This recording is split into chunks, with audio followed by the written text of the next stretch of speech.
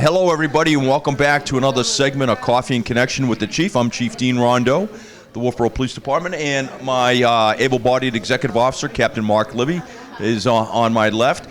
And I can't believe we made it through the winter, and here we are. It's May, right? It's May. Happy May Day. May's a busy month. We're coming out of the long winter. We're finally in the spring. Remember, the April showers bring May flowers, but as you can see right now, it's raining. It's in the month of May, so we're prone to get rainstorms, heavy rainstorms in May and into early June before we start to get some of that really beautiful summer weather that we're all languishing for. So please keep in mind that inclement weather does often strike. And when it does, this is when a vast majority of our motor vehicle crashes occur. So please, if you can't postpone an appointment or a meeting during inclement weather, just be really safe out there. And remember, our work crews out there are still cleaning up the road and the sand and the debris and the leaves and some of the fallen branches from the winter. So just give them plenty of room, give them enough space to work. A couple of things I do want to mention about May. One, we got Mother's Day, right, and that's fast approaching. So don't forget your moms, right? And as one of my commanding officers used to say in the Army, all good sons are always home with their mother on Mother's Day. So honor thy mom, and certainly honor thy dad. You got Father's Day coming up in June, so honor thy parents. The end of school is fast approaching, so toward the end of May, there are going to be events like the prom, and then as we get into early June, we're going to have graduation. So you need to be extra mindful that the kids will be out of school soon. Classes are going to be graduating. Now look, Wolfeboro, right? There's only a couple of ways in and a couple of ways out. So pay attention to when graduation is. Because you know there's going to be an awful lot of traffic on South Main Street. So plan for events and plan for that eventuality, because if you're trying to get someplace and they're at the time of graduation, there's going to be a lot of cars that are entering, making that left turn across traffic, so traffic will get congested. And the same thing goes toward the end of graduation. There's going to be a lot of vehicles leaving, so vehicles making left turns, either going north or south, coming out of the Kingswood complex. So be mindful of that and leave for appointments on that Saturday a couple of minutes ahead of schedule, so you have time to spare. Other than that, everything at the PD is going really well.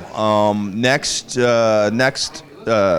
month, I will have the fire chief and the new deputy fire chief on the show. We are going to talk about the public safety building and what the plans are, because I keep getting a lot of questions asked about, is the fire station going to move with you guys? No, it's not. The plan is to renovate that building, to expand into the spaces left behind. That's a good use for that building, but it does require renovation.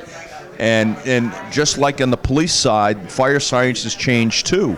And we have to take advantage of all the best practices and the good fire science out there to help prevent things like cancer, right? I mean, firefighters are exposed to an awful lot of toxic smoke while they're fighting fires, and some of these residual chemicals end up on the clothing. So there's all sorts of things that we have to take advantage of in terms of the science to mitigate the risk of cancer. We don't want our firefighters, our very brave firefighters and EMTs, coming down with these diseases. So right now we don't have that availability in the building. So all of that has to be built into the building. So this is just one example of how fire science has changed from the 1970s. Remember, that building that we're in right now was built in 1972. So there's a lot of infrastructure that has to change. There's a lot of other things that have to change so we can take advantage of some of the new science and practices and best practices in firefighting coming up. But you'll have the fire chiefs here next month to talk about that, and it will be really interesting. So no, the fire station is not going to be co-located with the police station. And just so we're clear, we are looking at other location to see if we can find a better location for the Wolfeboro Police Department. We promised that. We promised we would continue to look. So we are doing that. We are keeping our promise. So more to follow when things settle down a little and kind of fill out. These problems will resolve themselves. We'll be able to give a more accurate briefing. There will be somewhat of I'm going to call it a planning session or a charrette that's going to be open to the public in June. It's going to be in the first couple of weeks in June. I'm not sure of the date, where we're going to be looking for the public's input on the public safety building and what locations. It'd be something very similar to what we did about the intersection on South Main Street years ago, if you all remember that. They had multiple design ideas, and people put their vote or their little colored dots on an option, and then we were able to count all those up and get some sense of what the public wanted. We'll be doing the same thing with the police station and the various locations that we're looking at, because we do want the public's input, and we do want the public to be happy with what we're deciding. So be watching for that, and certainly please come out. We want to hear from you, all right? And I think everybody that I've talked to, and Captain, I'm not sure about you, but I know everybody that I've talked to has said that it's not a question about whether we need a police station. Everybody agrees with that, right? That's not the issue. The issue is, where do we put the building? You know, some locations obviously are better than others for a variety of different reasons. So we do want to hear from the public, so please come out, and this is your opportunity to have a voice in government. Beyond that, everything at the PD, I think, is going fairly well. I'm going to turn it over now to my captain, who is essentially in charge of operations, for an update. Captain? Yeah, thanks, Chief. Just to go on with what he was just saying about the PD, I know we're going to try in June, July, is have an open house where the public can come in and see the PD, and hopefully the fire department too, working with us, and have a little tours so you understand what we're working inside the building, because not many people see the inside of the police department. The fire department, yes, they go into the bays, they go around, but a lot of people see the lobby, but they just don't see the inside of our operation and our PD. So we'll get that out there. Hopefully June, July, sometime in that time frame, we'll get that on our Facebook page and have a little open house so everyone can walk through it, probably on a weekend, which more people are around to take advantage of that. So with the operation part, we were awarded some extra money from the state for the New Hampshire Highway Safety, so we'll have some more grant money, which give us more shifts to cover the town on speed, distracted driving, DWIs, and Click It a Ticket, which is coming up soon. So what is Click It a Ticket? So basically it's our officers going out there in certain areas that are more concerned with the young, because it's 18 and under, that need a seatbelt. And our officers will be out looking and checking vehicles and making sure those drivers and passengers are wearing their seatbelts while they're operating on the town and state roads. So we'll be doing that sometime in May, so be on the lookout. We're always looking for that, so we all should be wearing seatbelts if you're under the age there, and especially distracted driving, which I've said many, many times. We see you out there looking down. We know you're looking at a phone. Is it worth it? That's the question you have to ask yourself. Is it worth looking down, taking your eye off that road, and what can happen? It really is not. Pull over. If it's really important, pull over on a side road, answer the question, answer the text, and then proceed back to where the route you're going. It's just not worth it to take your eye off the road, something pull out in front of you, you veer off to the left or to the right off the roadway, and then we have a crash. So take your time, pull off, answer the question, answer the text, call somebody back. Just wait. They're not going anywhere. So with the police department right now, we're down one, soon to be two going into the summer here. We have two potential candidates to fill those slots coming up. So we're in the process of doing that right now and moving on probably, hopefully, to one going to the academy, the next academy, and excuse me, and maybe the other one going into the following academy after that. But more to come on that. So this summer we're down a few, but remember we get Officer Devine, who's up at the school. We get her to come back in our operation and patrols, so that's a good thing. And you'll see her out in the roadway and away from the school because their last day of school I think is June 22nd, a Tuesday, a half a day. And then she'll be back in our operation in the summer in the patrol car. Dispatch is doing great, full staff. I know Supervisor Lyons has put something out on our Facebook page for part-timers, resumes. She's going to be in the process of doing interviews on that.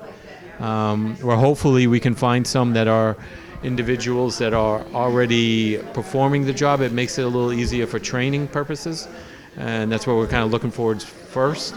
But then we'll move out and look at anyone that's got no experience, and we'll train and move on from there. Other than that, I don't see anything else that's going on there. I know we finally got our last vehicle that we ordered last April in operation. Took a year. Took basically a year to get it out onto the roadway.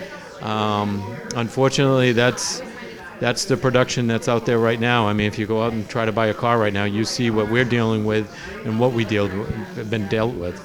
So we finally got that in operation. We have all the vehicles out there on the road and doing well. So that's all I got for this month.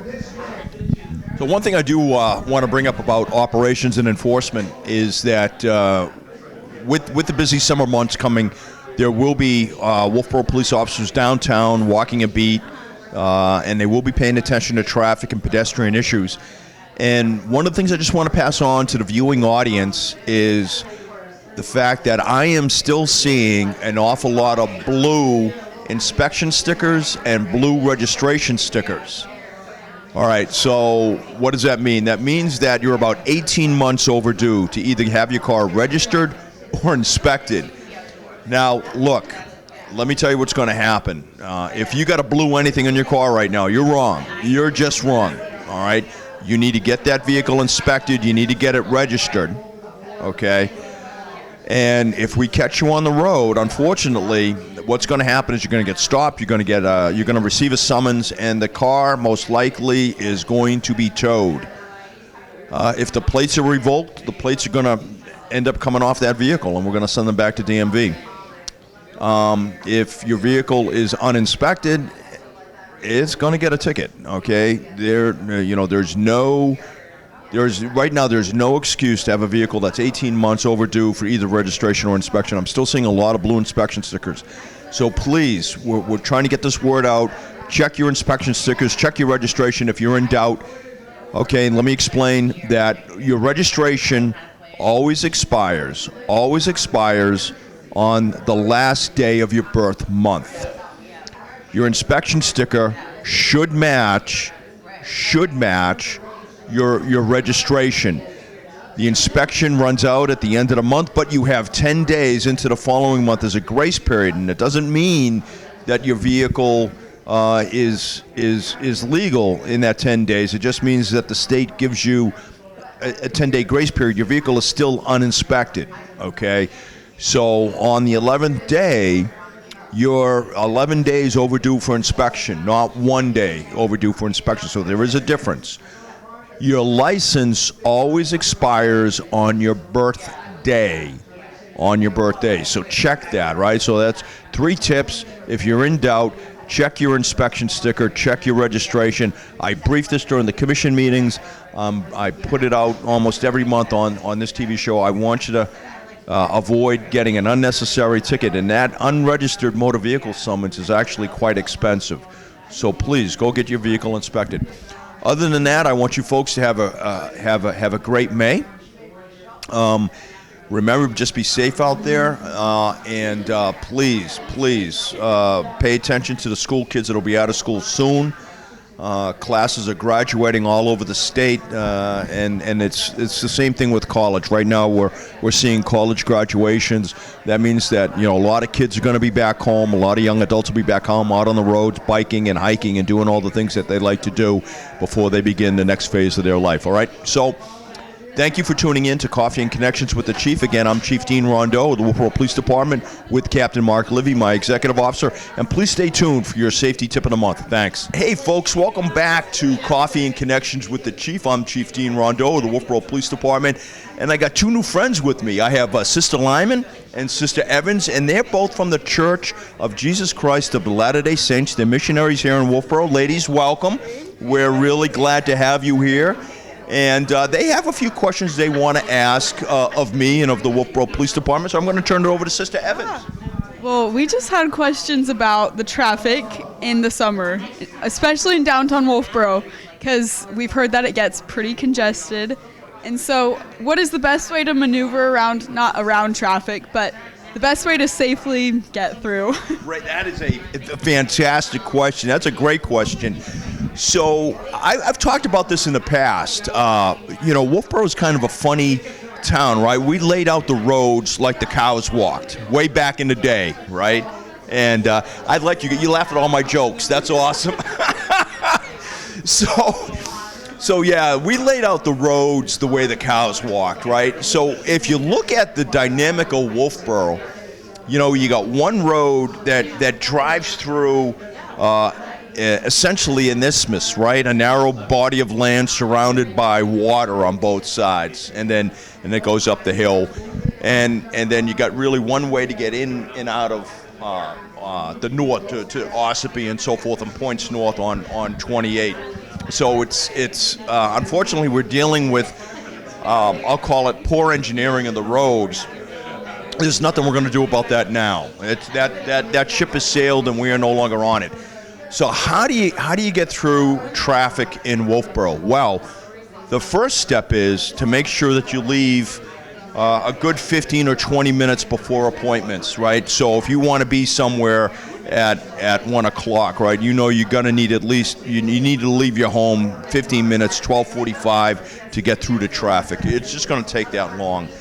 While you're maneuvering through the traffic, we have a lot of hidden I call them hidden walkways, but we got the cars that are parked right up on the side of the road, and they often block the crosswalk. So you need to be really conscious of pedestrians that are crossing the streets, because they will all of a sudden appear out of nowhere in between two parked cars, and they're really hard to see. So you don't want to have a pedestrian strike. So what we're going to do is we just want to keep our eye out for pedestrians. They have a right of way if they're in the crosswalk, so we need to stop for them and let them cross safely. And the third thing to do is just have patience. You'll get through. We have 11 crosswalks in the what I call the compact portion of town. 11 crosswalks. That's a lot. So there are people moving back and forth, but you'll get through, and it's not that bad. It's not like we're in Boston, right? Yeah, so we'll get through. It takes an extra 5 or 10 minutes, and you'll get to your appointment on time. But that's a fantastic question. I really appreciate it. The other thing you can do, if you know the back roads of Wolfeboro, you can take these little detours that will bypass some of this traffic. Okay, so for example, if you're trying to get out to Tuftonboro, come up here to Pickering Corner and just go down South Main Street till you make the left turn on 109A and head out that way, and either come back on Wambach Road or head into Tuftonboro and then take one of the crossroads over to 109 North. But that'll get you into Tuftonboro where you need, and you'll avoid this entire compact portion of the town, which is really busy. So you can do things like that. There's all sorts of little shortcuts that we have, but that's kind of a secret for the locals. All right, ladies, do you have any other questions? I just had a question about pedestrian safety, because we walk around a lot, but you kind of answered them. But do you have any other tips for walking around town with the additional traffic and how to stay safe as a pedestrian? So that's a great question. So you always got to look both ways before you cross the street, right? And if walking at night, just so the traffic can see you, because I see people make this mistake all the time. And I know, listen, you know, I'm a reasonably older guy. You know, darker colors are slimming, right? They're slimming. But try to avoid wearing dark clothing at night because you become invisible to the automobiles, right? Our vision is based off of movement, right? Our visual acuity is based off of movement. So we detect things a lot faster if we can see them moving. So hence, light-colored clothing at night, like whites and the pinks and the yellows and so forth, will help you stand out against the backdrop of a dark sky or blending into the gray or browns of the municipal buildings and so forth around town. Other than that, just use the sidewalks, use the crosswalks, and you will be fine. Any other questions, ladies? Two fantastic questions. Well, I'm here with Sister Evans and Sister Lyman from the Church of Jesus Christ of Latter-day Saints. You'll see them around town. They're missionaries. They're doing their work. So give them a smile and wave to them. They're guests in our fair town, and we really appreciate you folks being here. So I'm Chief Dean Rondeau of the Wolfeboro Police Department. Thank you very much for tuning in to Coffee and Connections with the Chief, and I'll see you in June. Have a great day. And don't forget Mother's Day. Honor thy parents. Honor thy parents. Thank you very much. Bye-bye.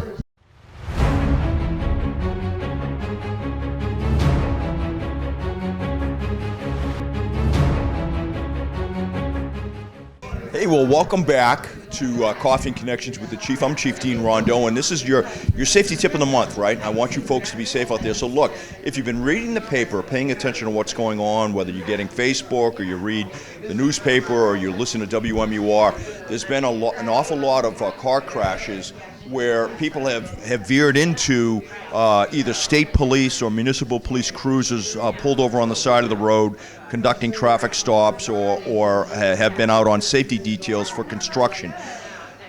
Oftentimes it's not difficult to be magnetized, if you will, by those blue flashing lights, all right? But when you see the officers on the road, give them a little bit of space, give them a little bit of room, okay? Pull over to the left. They're on the right side of the road. Pull over to the left. Give them a little bit of space. Give them the room that they need to work. You don't want to be driving into the back of a state police cruiser or a municipal cruiser. It's just not going to end well. All right, so that's your safety tip of the month. Thank you very much for tuning in. I'll see you on another segment of Coffee and Connections with the Chief. Thank you.